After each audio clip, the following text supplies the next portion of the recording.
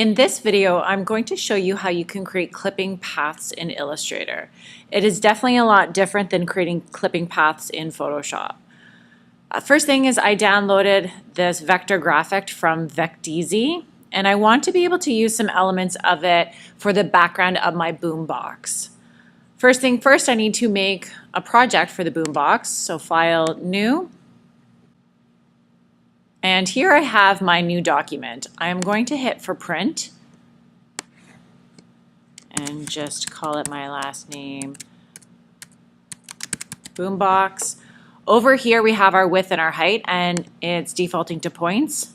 So if you want to see what it looks like in inches, 8.5 by 11. So this is the standard letter size paper, and you can pick your orientation as portrait or landscape, and then hit create. First, I want to draw a rectangle for one of the panels of my Boombox.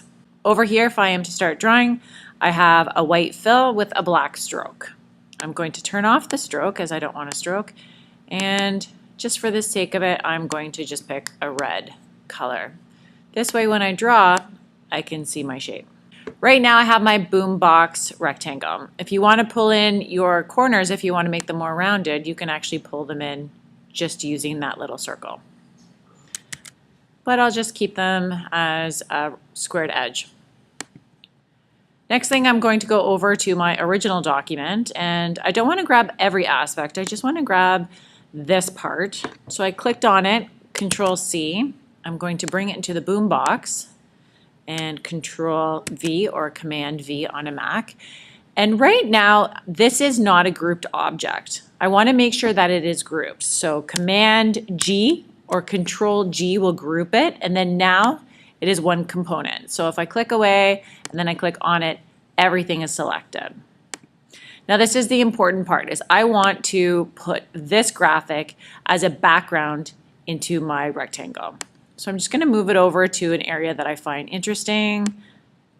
If you want, you could actually hold Shift and scale this down and have more of it inside, but I'm going to actually keep that large. So I'm holding Shift to keep all the property constrained. And I want, let's say, this aspect of it. You're going to click on your rectangle that you created, and then we need to align it to the front. So Control click or right click on your mouse, and then you're going to hit Arrange, Bring to Front. From there, you want to make sure that both items are selected. So I clicked away just to show you what it looks like deselected. But here I am clicking on my rectangle, and then I'm going to hold Shift and click on my background image. Then once you have them both selected, in a little white space area of the rectangle, right click or Control click, and then what you need to do is hit Make Clipping Mask. So here I have my box now with a clipping mask. One thing to note about my clipping mask is I no longer have a red box. It is just for a clipping mask, so it is a shape now rather than a color. If you would like to put a solid color in the background, then you would have to put another rectangle box behind this object. If you'd like to work with layers, you can open up your layers to do so by Window, Layers. And then I can lock this layer and create. Just going to move this over. I can actually go and double click and create a box. So it does kind of snap to the anchor points. Again, you can go in and zoom in and edit this if you want. And then I will drag layer 2 underneath.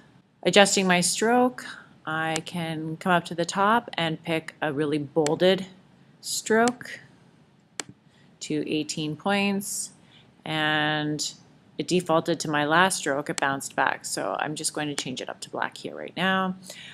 You can have a uniform, you can have a basic, you can play around with these. This will change up the shape of it. It's really noticeable if I have the stroke at higher. And so that's the basics on how to work with some clipping masks.